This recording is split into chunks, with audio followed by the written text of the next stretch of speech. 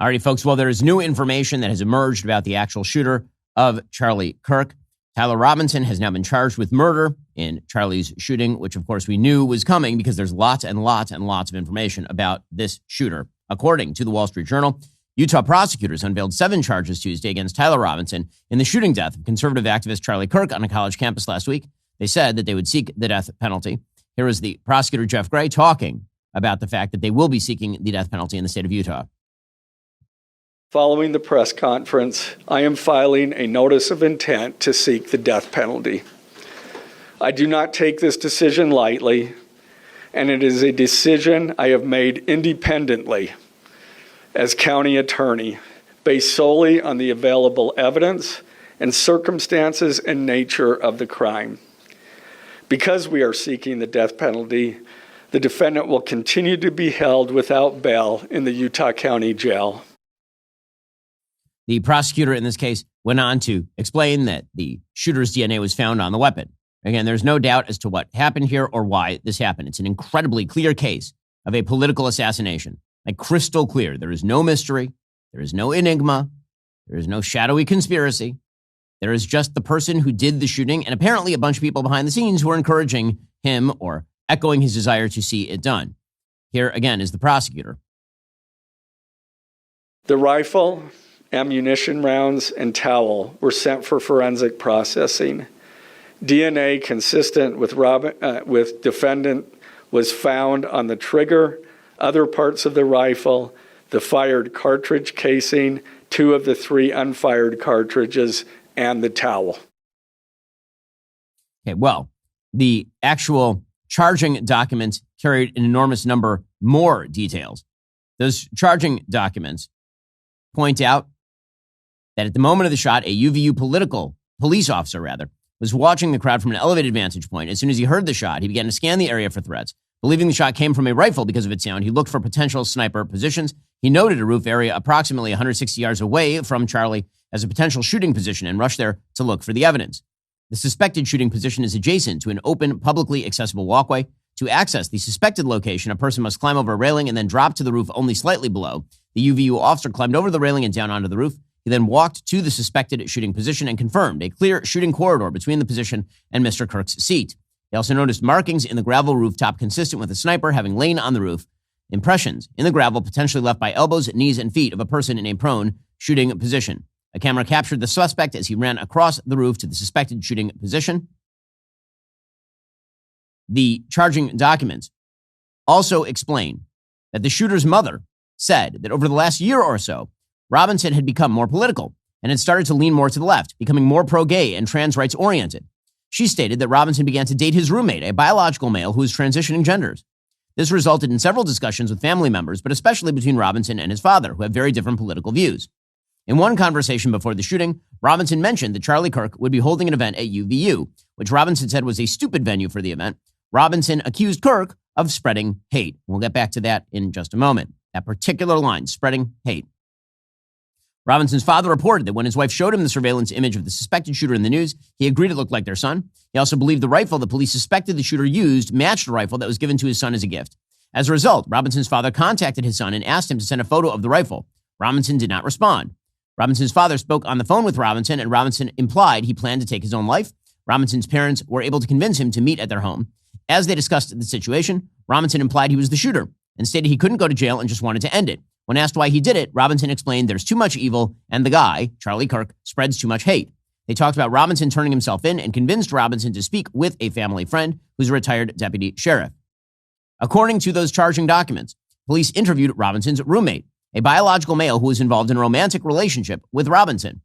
The roommate told police that the roommate received messages from Robinson about the shooting and provided those messages to police. Now, what I'm about to read, there are many theories about what exactly these text messages were. One theory that my friend Matt Walsh has espoused, and I don't find highly implausible, is the idea that the roommate was in on it and that Tyler Robinson had basically planned out a conversation with his roommate in order to exonerate him, sort of Breaking Bad style. If you remember the end of the series Breaking Bad, Skylar, who is the wife of Walter White, she obviously knew about many of his crimes and covered it up and participated, and Walter, in an attempt to exonerate her of the crimes, sets up a call with her in which he basically claims, and she acts shocked, that she had nothing to do with anything. So that is a possible theory here. It's also possible that these are just genuine. But here is what the text messages and exchanges said. Quote, on September 10th, the roommate received a text message from Robinson, which said, drop what you are doing, look under my keyboard. The roommate looked under the keyboard and found a note that stated, quote, I had the opportunity to take out Charlie Kirk, and I'm going to take it. Police found a photograph of this note. The following text exchange then took place. After reading the note, the roommate responded, what? With about 10 question marks. You're joking, right? 4 question marks. Robinson, I am still okay, my love, but I'm stuck in Orem for a little while longer yet. Shouldn't be long until I can come home, but I gotta grab my rifle still. To be honest, I had hoped to keep the secret till I died of old age. I'm sorry to involve you. Roommate, you weren't the one who did it, right? Robinson, I am. I'm sorry. Roommate, I thought they caught the person. Robinson, no. They grabbed some crazy old dude, then interrogated someone in similar clothing. I had planned to grab my rifle from my drop point shortly after, but most of that side of town got locked down. It's quiet, almost enough to get out, but there's one vehicle lingering. Roommate, why? Robinson, why did I do it? Roommate, yeah. I had enough of his hatred. Some hate can't be negotiated out. If I'm able to grab my rifle unseen, I will have left no evidence. Going to attempt to retrieve it again. Hopefully they've moved on. I haven't seen anything about them finding it.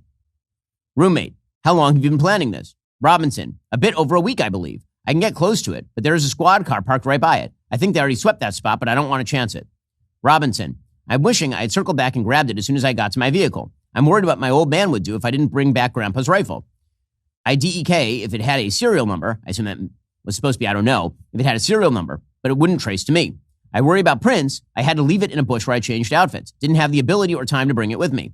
I might have to abandon it and hope they don't find Prince. How the F will I explain losing it to my old man? Only thing I left was the rifle wrapped in a towel. Remember how I was engraving bullets? The effing messages are mostly a big meme. If I see notices bulge, UWU on Fox News, I might have a stroke. All right, I'm going to have to leave it. That really effing sucks. Judging from today, I'd say Grandpa's gun does just fine. IDK, I think that was a $2,000 scope. Robinson, delete this exchange. Robinson, my dad wants photos of the rifle. He says Grandpa wants to know who has what. The feds released a photo of the rifle, and it is very unique. He is calling me right now, not answering. Robinson, since Trump got into office, my dad has been pretty diehard MAGA. Robinson, I'm going to turn myself in willingly. One of my neighbors here is a deputy for the sheriff.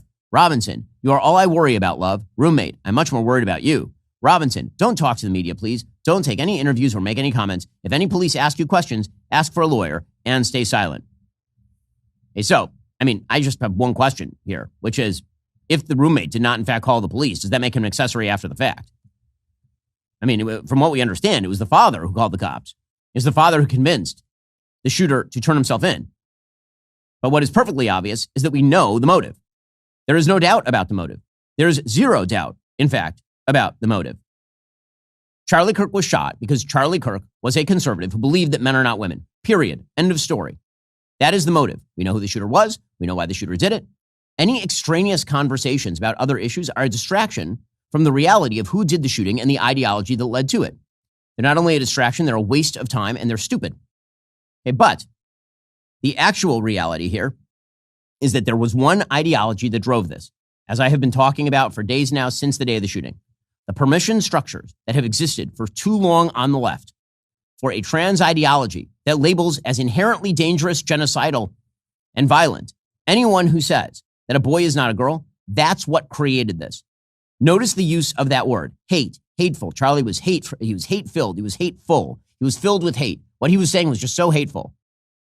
Yesterday, the Daily Wire team and I had the privilege of hosting Charlie's show alongside Andrew Colvett, Charlie's executive producer. It was me, Matt Walsh, Michael Knowles. It was a truly moving experience, obviously, to be sitting in the room that Charlie last occupied last week and having a moment to spend with Erica, which was, I think, truly devastating. In any case,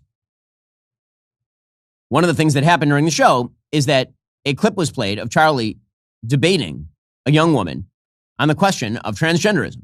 And he asked her over and over and over, what is a woman?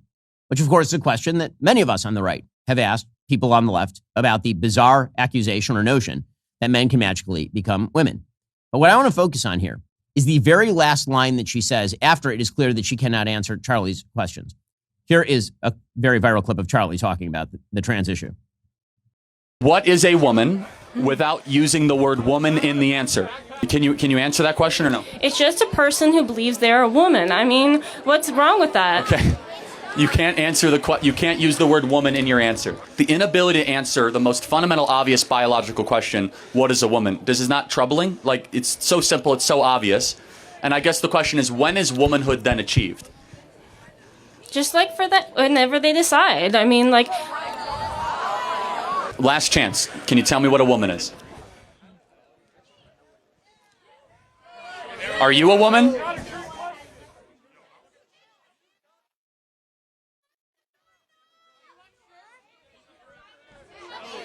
Why are you so hateful? And Charlie laughs, and everybody's laughing. I asked you what a woman was. That's not hateful. I gave you the definition. Okay, why are you so hateful? Why are you so hateful? And that's a laugh line, right? Because everybody is sitting there going, that's not hateful. Did Charlie say anything remotely hateful in that clip? Anything. He literally said, what is a woman? Define the term without using the word woman. There's nothing remotely hateful about that. Nothing. That is a very basic question. That's like define cup without using the word cup. You say, okay, it's a vessel that is capable of carrying liquid, right? Any definition that you use has to be defined with reference to other defined terms. You can't say a cup is a thing that believes it's a cup, or a cup is a cup. That doesn't add any content or information to the definition. That's what Charlie's saying. And she labels it hateful. Why am I focusing in on that? Because the use of that word hateful, that word appears in the killer's text exchanges with his gay trans furry lover. And it appears for a reason, because the psychological structure that has been set up, and it is inherent in trans ideology, is that denial of trans identity is a form of genocidal hatred. And the only proper response to that is murder. The only proper response to that is violence. As I say, there are ideologies like this all over the spectrum. Truly, there are ideologies that rest on the idea that articulation of opposition to this point, to a point of view, existence, is in fact a threat that must be met with violence. Radical Islam makes the claim that the failures of Muslim countries around the world, that is a result of imperialism and colonialism and can only be fought with violence.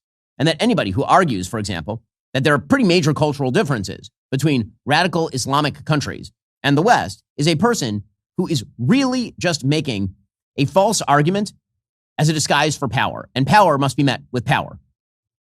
The Marxist position, the free Luigi position, which we'll get to Luigi Mangione in a second, because again, this is very baked into the left. The Marxist position, which is that rich people are in and of themselves a threat to poor people because the way they got rich is by stealing from poor people. And therefore, the very presence of rich people is evidence of their exploitative nature. They are bad people by nature of their bank account and a threat to me. And therefore, I get to go do violence to them. It's baked into the ideology. White supremacy. Same kind of thing. The idea is that white people are under grave genocidal assault, largely from people of color or Jews who are manipulating the system. And therefore, those people are a threat to me, and I can go do violence, which is why, again, as I've said before, and I will continue to say, when there is an assassination, when there is an act of violence, a shooting that seems to have political implications, we all know immediately what are the spectrum of possibilities available for the shooter. We all know this. I mean, I can speak from personal experiences to the number of death threats I receive, and I know exactly where they're coming from. What are the ideologies that are driving them? We know the ideology that drove the murder of Charlie Kirk. We know what drove this. And this should be a unifying moment for the country to be able to condemn that ideology. It's not enough to say political violence is wrong. And it is a waste of time to debate other ancillary issues. The question is whether you are willing to condemn an ideology that says it is a form of hatred and genocide to say a boy is not a girl. Whether you're part of that ideological superstructure. And the answer is that there are an awful lot of people, tons and tons of people who are part of that ideological superstructure. Tons of people. All right, coming up, Luigi Mangione just had his terrorism charge removed. This is the permission structure for violence. We'll also get into Kash Patel in front of the Senate Judiciary Committee. Had some fisticuffs with Senator Cory Booker, as well as Senator Adam Schiff. We'll get into all of it first. Everyone says AI will make the world better, but the question is better for whom? One iteration would have insurance companies tracking health searches, raising premiums, employers screening candidates based on browsing history. AI could, be a problem. That's why I protect myself with ExpressVPN, and you should as well. ExpressVPN encrypts all your online activity, routes it through secure servers, so no one can see what you're doing online. Not your internet provider, not your data brokers, not AI systems. Your browsing history simply doesn't exist for anyone to use against you later. It's dead simple to use. It works on any device that connects to the internet. Phones, laptops, tablets, you name it. It's fast enough, you won't even notice it's running while you stream, game, or browse. It comes with a 30-day money-back guarantee, so there's no risk. That's why tech experts at CNET and The Verge consistently rate ExpressVPN as the #1 VPN. I've been on the road consistently and continuously for weeks at this point. That means I'm using public Wi-Fi all the time, at the airport, at the hotel. I need ExpressVPN because my data is my own. Don't wait until it's too late. The time to protect your data from the future is now. Use my special link to get 4 extra months of ExpressVPN's privacy protection for free. Just head on over to expressvpn.com/Ben to get 4 extra months for free. Also, when was the last time you bragged about your wireless company? Like, did you know my wireless company gave away 1,000 American flags to deserving vets and forgave $10 million in veteran debt? Did you know my wireless company raised almost $500,000 to prevent veteran suicide? When your wireless company is Pure Talk, there's a whole lot to brag about. You can even brag about the coverage you get with Pure Talk, a 5G network that is insanely fast, dependable, and secure. And you can brag about how much money you save with Pure Talk. Unlimited talk, text, 15 gigs of high-speed data is just $35 a month with mobile hotspot. Now, I'm constantly using my phone for legitimately everything, especially when I'm on the road this way, calling the family, checking in. I need good coverage. I need it at the best price, and that's why I love my Pure Talk. If you need another reason, something you can really brag about, Pure Talk is the only wireless company that gives you a free 1-year membership to Daily Wire Plus when you go to puretalk.com/Shapiro. Again, choose a qualifying plan at puretalk.com/Shapiro. Relish your free 1-year membership to Daily Wire Plus. Pure Talk. Wireless worth bragging about. Go get the coverage I use at the price that you want. Again, that is puretalk.com/Shapiro, and get that free 1-year membership to Daily Wire Plus when you do. I mean, yesterday happened to mark a judge saying that Luigi Mangione, the murderer of a United Healthcare executive, should not be charged with first-degree murder. Well, actually, he was always going to be charged, technically speaking, with second-degree murder. I guess in the state of New York, first-degree murder is typically only murder of law enforcement. But the question is whether there was going to be another charge of terrorism that was added on. And that was the charge that was dropped. Now, clearly, Luigi Mangione shooting Brian Thompson, the healthcare executive, and leaving a note talking about how this was designed to effectively terrorize people who are part of the healthcare system. That clearly was an act of terrorism. It was a politically motivated murder with the intent of driving terror into the hearts of people who are part of the capitalist system or part of the healthcare system. Well, the judge in this case, a person named Justice Gregory Caro, put out a statement explaining why the legal definition of terrorism was not met.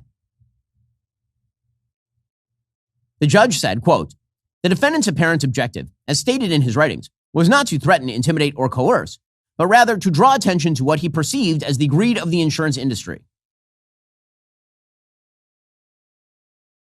That is a permission structure for violence. That's what that is. Please, how would you define drawing attention to what you perceive as the greed of the insurance industry through murder? Definitionally terrorism.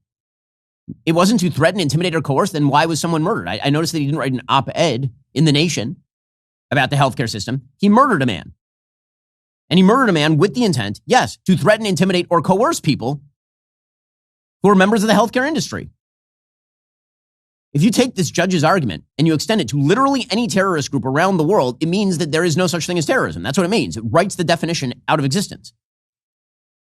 Now you can say radical Islamic terrorist beheads a Wall Street Journal reporter. Well, he wasn't really meaning to threaten, intimidate, or coerce others. He was really attempting to draw attention to what he perceived to be Western intolerance. What a bunch of absolute sheer nonsense. 9/11 terrorists under this definition would not have been terrorists. Because, obviously, Osama bin Laden was just trying to draw attention to the predations of American foreign policy in Saudi Arabia or some such nonsense. The permission structures for terrorism and violence, they are there. They are deeply embedded. They're embedded. It is largely relegated to the left, but there are some on the right who are willing to do this sort of stuff also.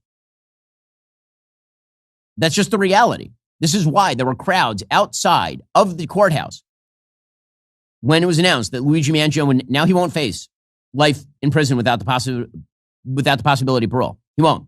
He could easily get out while he is still 50 or 60 years old, Luigi Mangione, after shooting a man in cold blood in the back and then in the back of the head. And here are people celebrating that in New York City on the streets. You wonder why Zohar Mamdani is going to be mayor? This is why.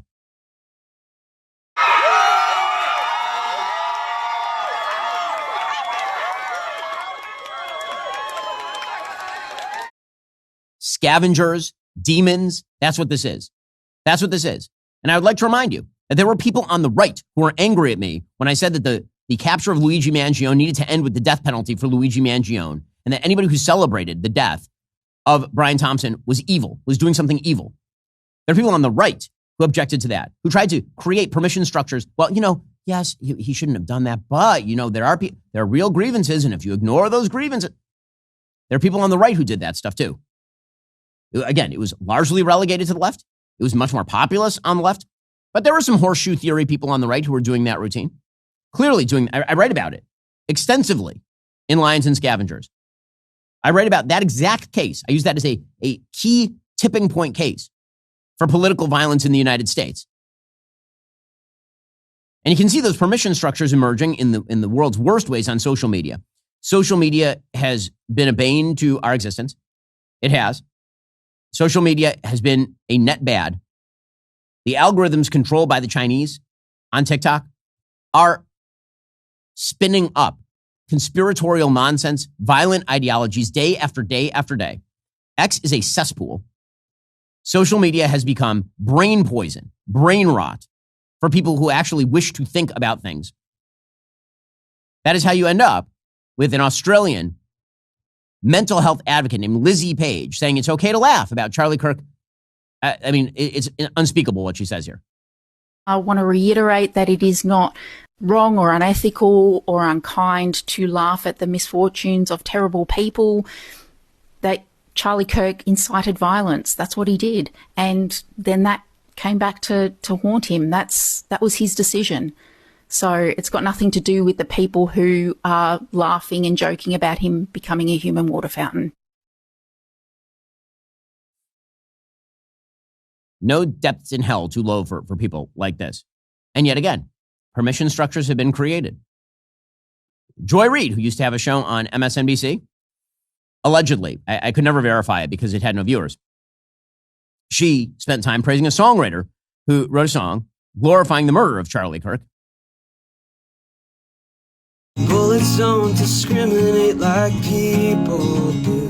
They don't care about where you claim to lead. And if you think that death is just the unfortunate cost of freedom, you will live and surely die in irony.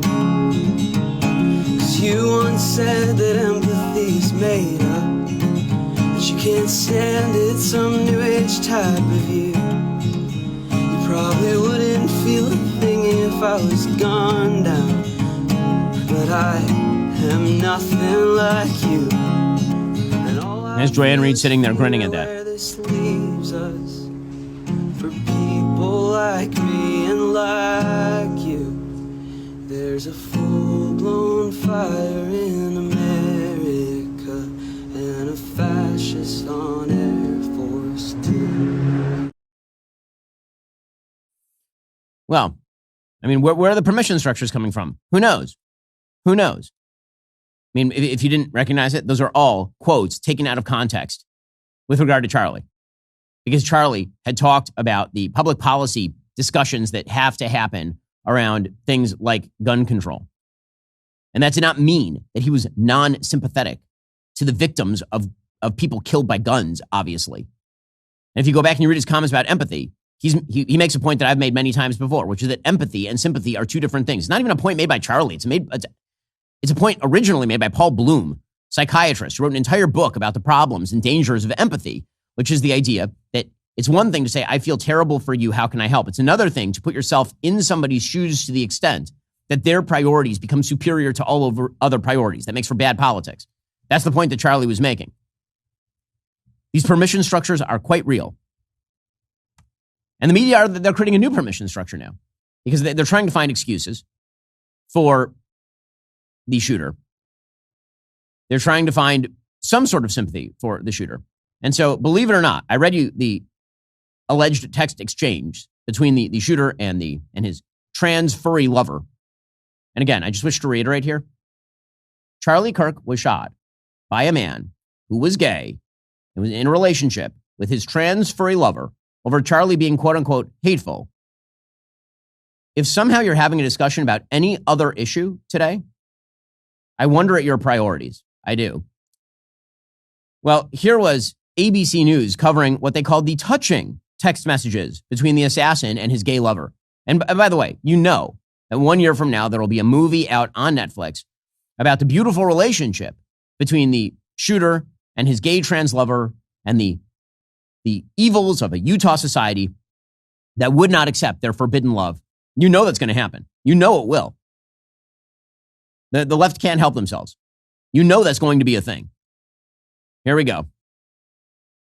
And then those text messages, and I don't think I've ever experienced a press conference in which we've read text messages that are A, so fulsome, so robust, so apparently, allegedly self-incriminating, and yet on the other hand, so touching, right? With the suspect reaching out to his roommate, who is allegedly his boyfriend, who we understand, identified as male at birth, now identifies as female. And the terminology he used, he was trying to protect him. He kept calling him my love. My reason for doing this is to protect you, but also asking him to delete the messages and not speak to law enforcement. So there's this heartbreaking duality that we're seeing very tragically playing out here. Heartbreaking duality, star-crossed lovers. It's basically Dog Day afternoon. No, actually. This was a deranged, evil individual and his roommate, who sounds equally deranged, doing this. Again, the roommate got all these texts and did not turn this person into the police. The father turned this person into the police. And the media are covering this as though it's a story of beautiful Romeo and Juliet love that ended with the murder of an innocent 31-year-old father of two.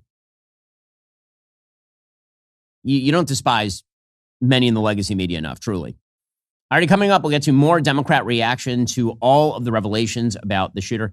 Denial ain't just a river in Egypt. First, you know what's funny? When we started Daily Wire, we thought the hard part would be creating the awesome content. Well, it turns out dealing with all the behind-the-scenes stuff, hiring, HR policies, employee issues, that's the stuff that really eats up time. I know I'm not alone. When you're a business owner, every second of your time is incredibly valuable. So don't waste your energy and risk losing money. Focus on what matters most, running your business with help from Bambee. Here's what makes Bambee different. They give you access to your very own dedicated HR manager at a fraction of what it costs to employ somebody full-time. And get this, Bambee costs just $29 a month, whether you have 10, 75, even 100 employees.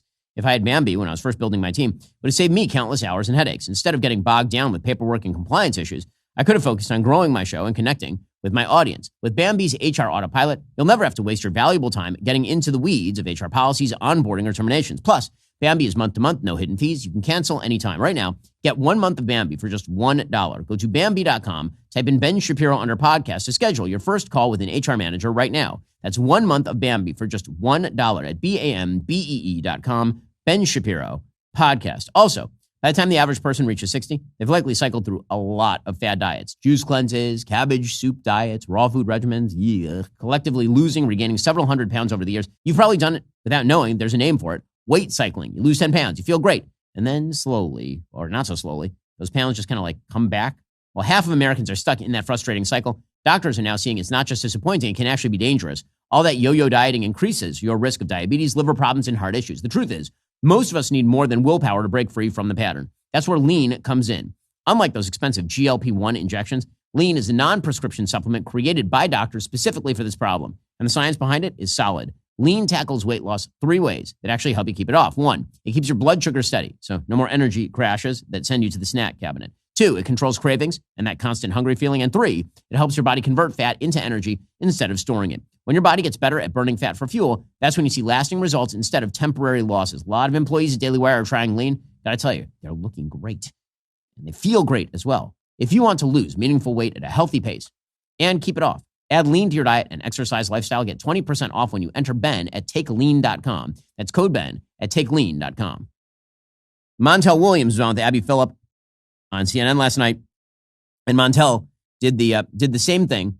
There was a suggestion that actually maybe the real story here is that the MAGA dad is to blame, because if only the MAGA dad had been, more accepting of his son in a sexual relationship with a gay trans furry, Why would he possibly have objected? Who knows? It must just be biblical intolerance. I mean, and that's probably what drove all of this. If only he had just welcomed him home for a barbecue dinner while they all dressed up as dogs and pranced around the yard, then, that would have been, then all of this could have been stopped. Here we go. I don't believe he was motivated politically. I think this was motivated emotionally. I think this was a emotionally stunted person who literally, when I say it this way, just hear me, tried to defend his significant other, not trying to defend some ideology. Although I do think there's clearly an ideological difference. That's why I played about what they said about the family. I mean, the ideological difference that he was reacting to wasn't just Charlie Kirk. It was also maybe his dad. I mean, his father was, according to him, MAGA. So that conflict was there, clearly. But this is a young man who's dating a person in transition. And I'm a conservative father, and I question, let's say, my daughter brought home the first guy that she brought home. I questioned the guy that she brought home. Was the dad questioning him politically? Is this a political motivation? Or was this a psychological kind of thing? Maybe it was psychological. Maybe it wasn't political. Maybe it wasn't. When it comes to this issue, the political is the psychological, is the personal, obviously, for the shooter. Obviously, it's just excuse making. It's just excuse making. That's all. To try and treat with empathy a person who does murder because that person was in some sort of perverse relationship with a gay trans furry, which is what you are talking about here. And it is definitionally a perverse relationship when you are talking about murdering people you disagree with. And also, there are clearly issues of derangement when you are talking about a person who is enmeshed in a culture in which you dress up as animals for sexual pleasure while considering yourself a person of the opposite sex. Something is not normal. Can we say that? Or is that just driving more hate? Is that just driving more hate?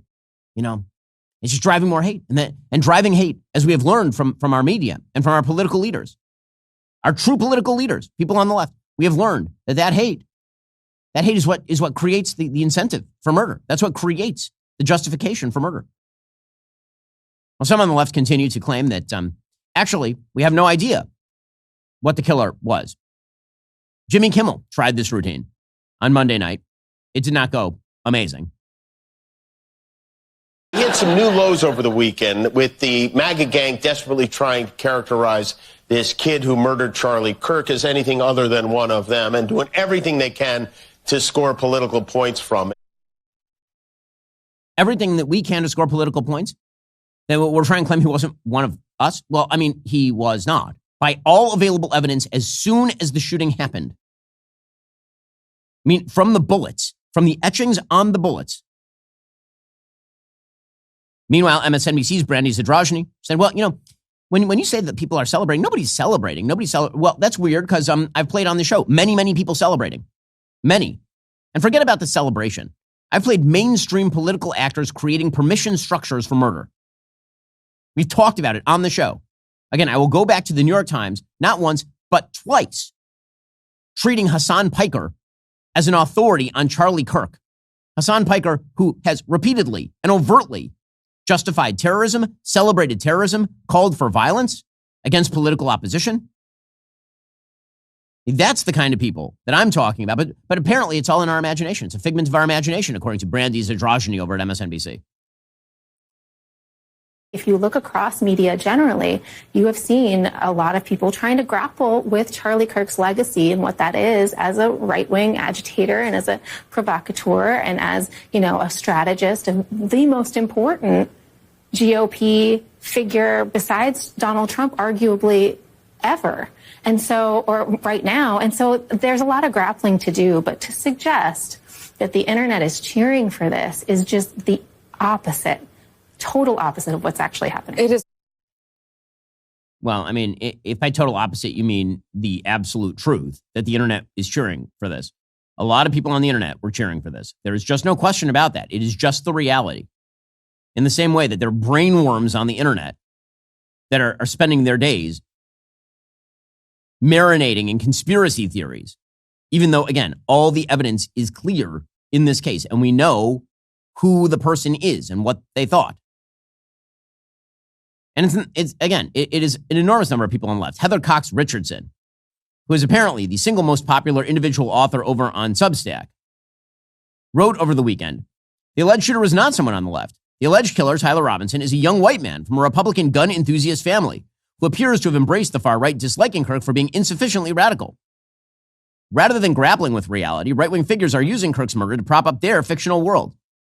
Briefly, they claimed Robinson had been radicalized in college. Then when it turned out he'd spent only a single semester at a liberal arts college, MAGA pivoted to attack those who allegedly had celebrated Kirk's death on social media. But there was literally no evidence presented that he actually was of the right. None. And believe me, there were plenty of people on the far right who hated Charlie. I mean, the Groypers, as I've said before, literally declared a Groyper war on Charlie Kirk. They declared that he wasn't sufficiently radical. It's exactly what I told Bill Maher on Friday night. He said, well, how do we know it's not the Groypers? I said, theoretically, could it be? Because before all of the evidence had come out, theoretically, it's possible. Super unlikely. And you know what I cited as the evidence? The contemporaneous conversations that the shooter had with family calling Charlie Kirk hateful. Because my point was, if you're calling Charlie hateful, that is part of a left-wing matrix of thinking. The Groyper matrix is Charlie wasn't hateful enough. He should have been more hateful. He should have been more vile toward the Jews. If only he had been, then they would have liked him. The excuse making is ridiculous. Ridiculous. Already coming up, Kash Patel of the FBI. He has a bunch of tete-a-tetes with Democratic senators. It gets spicy. First, do you guys ever read protein bar labels and feel like you're reading off the ingredients to a candy bar? A lot of health bars are packed with those unnecessary sugars, chemicals. My team and I, we've tried countless bars that either tasted, like trash or left us hungry again within an hour. Luckily, we then found Equip Foods Prime Bar. It's the first of its kind grass-fed beef protein bar with only real food ingredients and absolutely nothing to hide, with 20 grams of clean protein, which is a lot of protein. Starting today, my listeners will receive an exclusive discount on Equip's Prime Bar, which has become my team's favorite protein bar on the market, with 20 grams of protein made with just 11 clean ingredients like collagen and colostrum. These bars deliver 20 grams of grass-fed beef protein without the bloat. They're free from whey, seed oils, artificial additives. Plus, they're naturally sweetened with dates and honey, so they taste like dessert without any of the guilt. Justin is always walking around with these. Producer Justin, he's walking around with these, and they may be keeping him alive at this point. If you want to try the cleanest protein bar on the market that already sold out once, go to equipfoods.com/Ben Shapiro. Use code Ben Shapiro at checkout to get 25% off one-time purchases or 40% off your first subscription. Order for limited time. That's equipfoods.com/Ben Shapiro. Use code Ben Shapiro at checkout. Also, did you know roughly 36% of Americans have below average credit scores, which can make borrowing more difficult and expensive? That means home loans, cars, and more. They're just continually out of reach. That's where Kickoff can help. Users with credit under 600 grew an average of 84 points in their first year with on-time payments. You can start building your credit right away for just $1 in your first month. The best part? AutoPay takes care of everything automatically, so you're building credit even while you sleep without ever having to worry about missing a payment. The whole sign-up process only takes a few minutes right from your phone. There's no credit check required. You can cancel whenever you want. No wonder it's the #1 credit builder on the App Store. Start building credit with Kickoff today. You can get your first month for as little as $1. That's 80% off the normal price when you go to getkickoff.com/Shapiro today. That's Kickoff without the K. Get KIKOFF.com/Shapiro. Must sign up via getkickoff.com/Shapiro to activate offer. Offer applies to new Kickoff customers first month only, subject to approval. Offer subject to change. Average first-year credit score impacted plus 84 points. Vantage score 3.0 between January 2023 and January 2024 for Kickoff credit account users who started with a score below 600, who paid on time, and who had no delinquencies or collections added to their credit profile during the period. Late payments may negatively impact your credit score. Individual results may vary. Well, yesterday, FBI's Kash Patel, he was testifying before Congress, and he said that there are a lot of people actually under investigation with regard to Charlie's shooting, because there was apparently an online Discord group that was mobilized around the shooter, had interactions with the shooter. As we mentioned on the show yesterday, many of the comments talked about the possibility of Charlie being assassinated on September 10th, which of course was the date that he was assassinated, but weeks in advance. Here's Kash Patel explaining. Unfortunately, it has been leaked that there was a Discord chat, and for those unfamiliar with it, it's a gaming chat room online that the suspect participated in. So what we're doing, we've already done, is serve legal process, not just on Discord, so that the information we gathered is sustained and held in a evidentiary posture that we could use in prosecution should it be decided to do so. And we're also going to be investigating anyone and everyone involved in that Discord chat. Okay, very good. I see the public reports that the Discord thread had as many as 20 additional users. It sounds like you're trying to run down all of that to see if that's accurate, who else may have been on that thread, what they may have known. Is that fair to say? It's a lot more than that, and we're running them all down. It's a lot more than 20? Yes, sir. And you're running all of that to ground? Every single one. Well, of course, that is necessary because these networks of people incentivize one another, for sure. And meanwhile, we have new information about the 71-year-old man who was initially arrested after Charlie's shooting. You remember the tape? He's an older man, balding, and he's wrestled to the ground. What exactly was he doing? Well, apparently, when he wasn't being arrested for possession of child pornography, which is another thing that happened to him this week, apparently, he was led away from the shooting scene in handcuffs, according to Breitbart, about an hour after the shooting. And that led many to believe he was the shooter. But he was instead charged with obstruction of justice because, apparently, police documents say that he allegedly screamed, "I shot him, now shoot me." And then when no officer shot him, Zinn again yelled, "I shot him, now shoot me." Then he explained he did this to draw attention from the real shooter, presumably, so that the shooter could escape.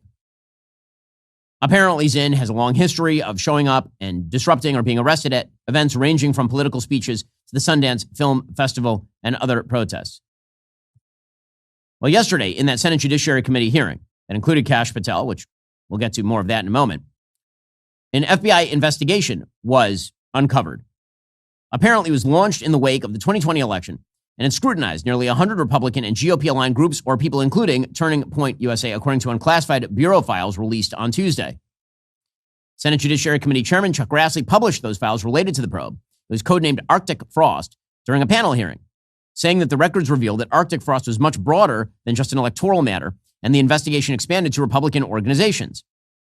According to Grassley, some examples of the group that Christopher Wray's FBI sought to place under political investigation included the RNC, Republican Attorneys General Association, and Trump political groups. And on that political list was one of Charlie Kirk's groups, Turning Point USA.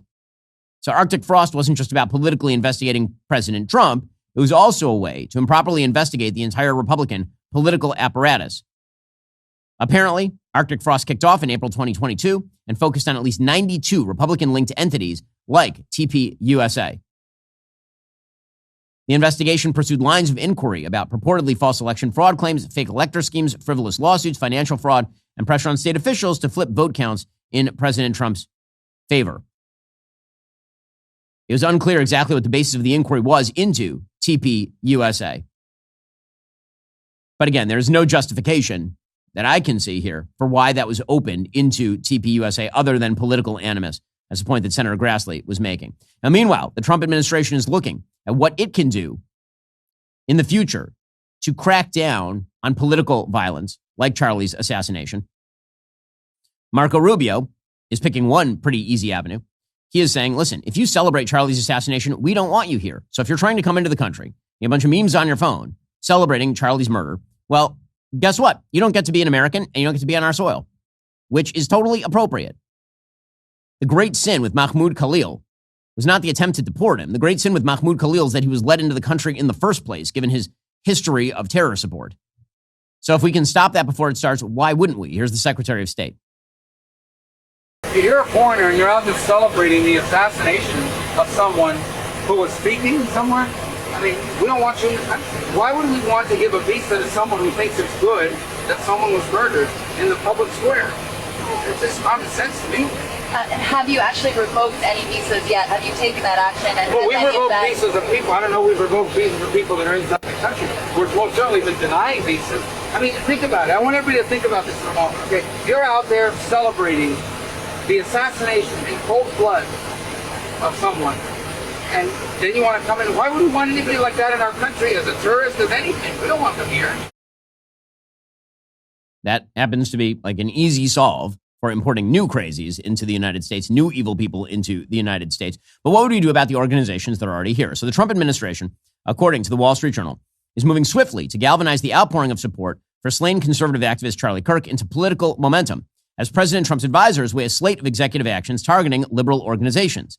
Among the actions being discussed by the president's team, reviewing the tax-exempt status of left-leaning nonprofit groups and targeting them with anti-corruption laws, according to administration officials. The president could begin rolling out the actions as soon as this week. Officials across the administration are working to identify groups suspected of targeting conservatives or causes conservatives support. That could include looking at attacks on Tesla showrooms earlier this year, as well as people who have retaliated against law enforcement carrying out Trump's deportation campaign, adding that perpetrators could be categorized as domestic terrorists. So, again, this is not the administration saying that if you disagree with Charlie Kirk or disagree with Turning Point or disagree with President Trump, then now you're going to be arrested or your 501c3 status is going to go away. That is not what this is. This isn't the Tea Party scandal during the Obama administration. This is saying that if there are people who are violent and those people are funded by groups, then those groups ought to be looked at in terms of tax-exempt status and as well as anti-corruption laws. So we'll have to see what can be uncovered evidentiarily. Obviously, we want to be very careful when it comes to the application of law here. Want to make sure that you're actually going after people who are law breakers, not just people who are engaging in what Pam Bondi called hate speech the other day, and a gigantic boo-boo by the Attorney General suggesting that hate speech would be prosecuted in the United States. Not only is that unconstitutional, it happens to be a left-wing talking point because, of course, everyone has a definition of what hate speech constitutes. If the left were in charge, they would have characterized everything that Charlie was saying as hate speech and then presumably sought to remove the nonprofit status of Turning Point USA. President Trump said on Monday that he might target George Soros and others under the RICO Act, right? That'd be the Racketeer Influenced and Corrupt Organization Act. And he said he would consider designating the movement known as Antifa as a domestic terror organization, which should. Now, the Open Society Foundations claim that they don't fund or support violent protests. We will find out. There should certainly be full investigations because these people are getting their money from somewhere. But again, the biggest thing here is to be as meticulous as possible in pursuit of the policy. This is something my friend Chris Rufo has talked about. It is not enough to have the proper principles when it comes to going after the bad guys. You actually have to meticulously apply political and legal pressures in the right way, constitutional ways that don't violate core constitutional principles. Now, with that said, the attempt by the left to somehow suggest that you have a right in the United States to remain employed while saying terrible things about Charlie Kirk's murder, no, your employer has a right to fire you if you say things that your employer doesn't like. The question of cancel culture has always been about whether the employer is right to do so on a case-by-case basis. If you woke up this morning and you decided to tweet out, all black people should be killed, your employer has no obligation to continue employing you. None. If you woke up this morning and you said men are not women, well, it seems to me that it would be cancel culture to be fired for that, because that is not only well within the Overton window, as they say, the range of acceptable discourse, it is a mainstream normie political point of view. So, again, treating celebration of Charlie Kirk's murder as a sort of action that meets with no social consequence. Here's the thing. Social consequences can be good. Social consequences can be useful if applied correctly. If applied wrongly, they're wrong. But social consequences are very often the thing that people have to face in lieu of facing legal consequences. We don't want the government prosecuting speech. We do, however, want a space in the United States where we have conversations with people of opposing political points of view without celebrating their demise. And if you celebrate somebody's demise publicly, celebrate it, cheer it, justify it, well then, if you get fired from your job, that ain't cancel culture. That is just called normalcy. This is why the kind of full libertarian view when it comes to this sort of stuff, that no one should ever meet with consequences, social or otherwise, for their speech, is just a form of moral relativism. Not every piece of speech is created equal. Not every ideology is created equal. Not every culture is created equal. Some speech is better than other speech. Some things that are said are better than, like the fact that we even have to make this argument shows how insane everything is and how the very depixelated version of every argument becomes the one that sticks in everybody's mind. The cancel culture argument originally did not argue that there should never be social consequences for any speech at all. That at least was never the argument I was making. The argument I was making is that the Overton window had been shut so tightly by the left that perfectly legitimate speech was being treated as taboo and therefore punishable. But I never made the argument that if you're out there saying that slavery is good and we should go back to it, that you shouldn't meet with no social censure. That, of course, would be silly and morally relativistic. Okay, meanwhile, Kash Patel had a fraud hearing with the Senate Judiciary Committee yesterday. He went at it with Cory Booker. Cory Booker went after Kash Patel, and Kash Patel was having none of it. Cory Booker put on those angry eyes, just popped those in, Mr. Potato Head over there, and decided to go at it with Kash Patel. It didn't go amazingly for the senator from New Jersey. I don't think you're fit to hand the bureau, but here's the thing, Mr. Patel. I think you're not going to be around long. I think this might be your last oversight hearing. Because as much as you supplicate yourself to the will of Donald Trump and not the Constitution of the United States of America, Donald Trump has shown us in his first term and in this term, he is not loyal to people like you. He will cut you loose. This may be the last time I have a hearing with you because I don't think you're long for your job. But I'm going to tell you this. I pray for you. I pray for you that you can step up and defend your oath, defend the Constitution, and do a much better job of defending this country. Thank you, Mr. Chairman. Do you want to say anything? Yes, sir. At this point? That rant of false information does not bring this country together. If you want to work on bringing this country, it's my time, not yours. My God. If you want to talk about dividing this country, it is my I follow time. you on your social media posts that It is tear my this country time apart. to address There should be a your unifying- falsehoods. Oh, You are an you can embarrassment try all to the you division want in this country. to not Senator, take it is my responsibility time. for what You you had have your said. time. Sir, you're Your making time a is mockery of this over. committee. Sir, you don't tell me my time is over. You The know how people far of New we've Jersey come tell me since what you my tell- time is. Senator- You can't lecture me. You can tell me Sir, my time's you have- over? You may be the charge of the I'm not FBI, going anywhere. but I am not afraid of you, sir. Mr. Chairman. Not afraid of you. I'm not afraid of you, angry eyes. Woo-hoo-hoo. Man, maybe if he does some angry eyes, those poll numbers will spike all the way from 2% to 3% in those Democratic primary polls. Cory Booker, what a fraud he is. Meanwhile, speaking of frauds, Senator Adam Schiff, who was somehow able to bootstrap his way into a Senate seat by lying for many, many years about the President of the United States and his relationship with Russia that didn't exist. Well, he decided to go after Kash Patel. Also, Kash Patel was having none of it.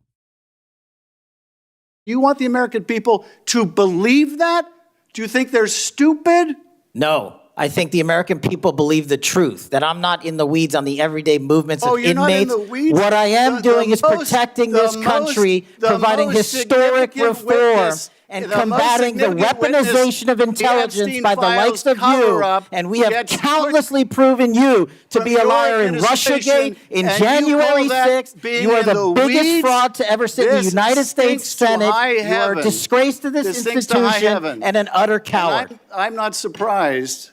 I'm not surprised that you continue to lie from your perch and put on a show so you can go raise money for your charade. You are a political buffoon at best. Well, you can take an internet troll. Take it to the bank that the FBI is protecting this country and the state and citizens of California. We are bringing historic reform. Point of order. But all you care about is a child sex predator that was prosecuted by a prior administration, and the Obama Justice Department and the Biden Justice Department did squat. And what did President Trump do? Bring new charges courageously. And what have we done? Chairman, you said I'm the most transparent FBI director in history. 33,000 pages of information to you. I challenge you to say anything credibly to the truth. Go ahead and run to the cameras where you want to go now. Well, Kash Patel's not wrong there. Can I make a recommendation? Like, just in all honesty, can I make a recommendation? Stop the televised hearings. Seriously. They are just grandstanding nonsense. Nothing gets done in them. No information is uncovered in them. And I speak as somebody who has been the social media beneficiary of televised hearings because it always turns into fireworks. And it's basically a show for the cameras. Nothing gets done here. It is a waste of taxpayer money. Seriously. Because all Adam Schiff is doing and Cory Booker is doing and all the rest, all they are doing is grandstanding for the cameras. It is not about actually eliciting new information. It is not about investigating. It is just about what you can do to get your donors back home to think that you're doing the things that they want you to do. That's all. It's a waste of time. And well, Kash Patel did make one other comment. This one set off the right.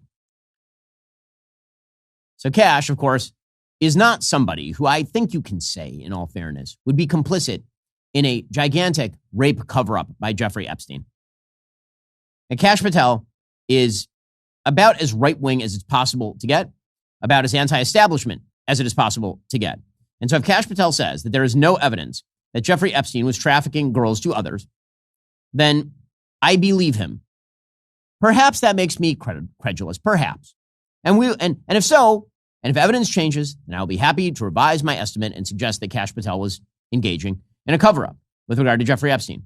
However, so far as I am aware, the only allegations ever made that were not then retracted that Jeffrey Epstein trafficked women to other men was made by Virginia Giuffre. Virginia Giuffre was such a non-credible witness that prosecutors refused to use her as a witness against Jeffrey Epstein in his criminal case.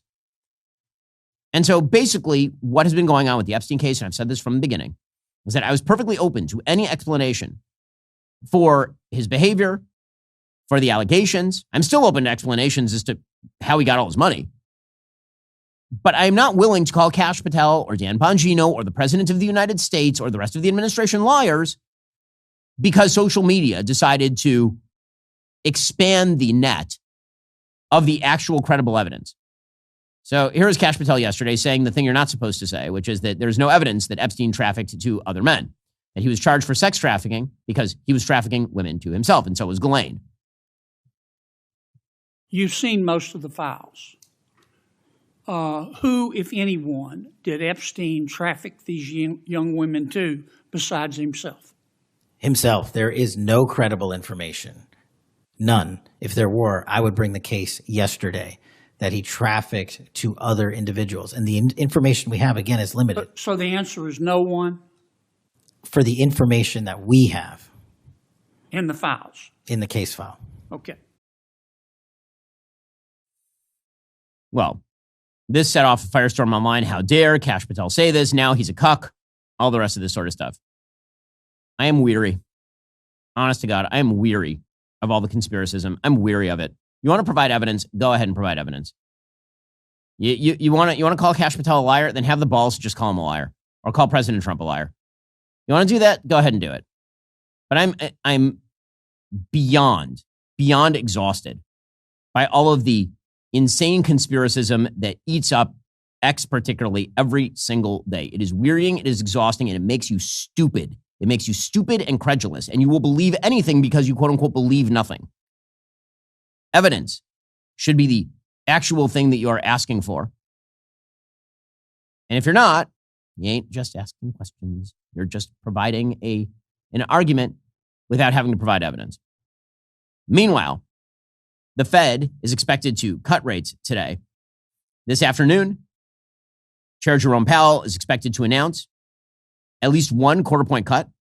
Traders are betting, according to the Wall Street Journal, on 2 more quarter-point cuts in both October and December. The feeling is that the market is softening, that inflation is at least relatively under control. It's pacing at about 2.5%, which again is too high. It's supposed to be 2%. In my opinion, it should be 0%. I think that inflation eats up savings. And I understand the argument that inflation causes people to spend, but I've always thought that it's a benighted idea that saving is somehow less preferential, less good for the economy than spending. That what we really need is a consumption-based economy. Savings generally tends to lead to investment by banks, for example, in the form of loans. In any case, the president's going to get what he wants. He's going to get a rate cut. He'll probably get a couple more rate cuts before the year is out. Is that enough to jog the economy? It certainly could be. What I really think is going to happen is it's going to keep inflating the upper end of the bubble. I think that all the tech companies are going to continue to have massive amounts of money pour into their stock coffers because of the expansion of the monetary supply into the economy through the lowering of the interest rates. If people believe they can get a 5% return on their investments and they can borrow from banks at 2.5% or 3%, then they're going to do it. Now, we're not at those interest rates yet. I couldn't remember what the actual Fed funds rate is, so I asked our sponsors over at Comet, a project of perplexity, what is the current Fed funds rate? How high are the average 30-year fixed mortgage rates right now? According to Perplexity, the current federal funds rate is 4.25% to 4.5%. The market's widely expected cut to the 4.00% to 4.25% range at today's Federal Reserve meeting. The average rate for a 30-year fixed mortgage right now, nationally, is about 6.24% to 6.3%, which is still a lot higher than it was, 10 years ago. but it's going down. It will likely go down more by the end of the year. Meanwhile, while all this is going on, all the policies of the Trump administration are geared toward at least getting innovation going again. We'll see whether that happens. Again, enormous amounts of money are waiting on the sidelines, don't know where to go, or are just pouring into AI. The president said something I thought was quite strange yesterday. He was asked about the Pope's statement that Elon Musk's trillionaire status somehow threatens global order and peace. Listen, I've met the current Pope. He seems like a truly kind-hearted person. That does not mean that his understanding of economics is well informed. Income and wealth inequality is not, in fact, the problem. Poverty is the problem. And the basic and general idea that wealth inequality is in and of itself a generator of poverty is a lie. It is untrue. There are plenty of countries where everyone has an equal amount of wealth because they own nothing. That happens all the time. Elon's wealth, by the way, has been largely distributed to shareholders who own shares in Tesla. And the beneficiaries have been the public, which is able to buy Tesla cars. But our politics is a politics that is rife with populism at the moment. I'm not a populist. I think the populism is more an approach than it is an actual political program. And it seems to me that populism is largely based on the idea of the many against the few. And what it really, that's basically the definition. That's the definition. The many against the few. Now, there are certain cases in which there is an elite that controls an important institution that it ought not control. But when the idea is that the economy is controlled by an elite that is rigging it for its own benefit, unless you can cite evidence as to who those elites are rigging it to its own benefit, and there are cases where it happens, for sure. That's why I don't like crony capitalism. That's why I don't like self-dealing. That's why I don't like regulating yourself. There's a lot of things I don't like about the current way the American economy runs. But the idea that Elon Musk being very, very wealthy is innately a threat to you is wrong and problematic, but here was the president yesterday. Put aside the fact that some CEOs make hundreds of times more in salary than average workers. He's worried about polarization. Yeah. Do you share that concern? Well, I do say there's a big gap. I do say that. Don't forget, I'm a popularist. There is a big gap. Okay, well, I mean, okay. Let's just be clear. You could redistribute the salary of the top CEOs in the country to the people that work at their companies. It would amount to a marginal increase in their income. A very, very marginal increase. And the reality is, Tyler Cowen has written extensively about the supposed gap at the top end of the income spectrum for people who manage large companies. And the reality is that actually it is largely untrue. As Tyler Cowen has written, quote, there's another lesson from the numbers. CEOs are paid less than the value they bring to their companies. More concretely, CEOs capture only about 68 to 73% of the value they bring to their firms. He says, quote, I find the most convincing estimate of the gap between pay and marginal product to be that of Lucian Taylor at the Wharton School of Business. He finds that the typical major CEO captures somewhere between 44% and 68% of the value he or she brings to the firm, with the additional qualification that the CEO's contract offers some insurance value. That is, in bad times for the firm, the pay of the CEO won't be cut in proportion, but the CEO shares to a lesser degree on the upside. You won't find credible estimates suggesting that major CEOs taken as a group are capturing more than 100% of their added value. And the way that you can tell this is a CEO gets hired, does the value of the company go up or go down? So again, this seems to me the politics of envy. It seems to me populism very often when it comes to economics is the politics of the scavenger. It's all about just, oh my gosh, that CEO earns too much. It must be his fault that people are earning less. Factually untrue. That's not how economics works. In just a moment, we'll get to a big win for the Trump administration with regard to TikTok, a win that I'm quite hopeful actually could change the nature of political debate, which would be deeply necessary at this poisoned and cursed point in time. We'll get to that in just a moment. To listen to that, however, you do have to be a member.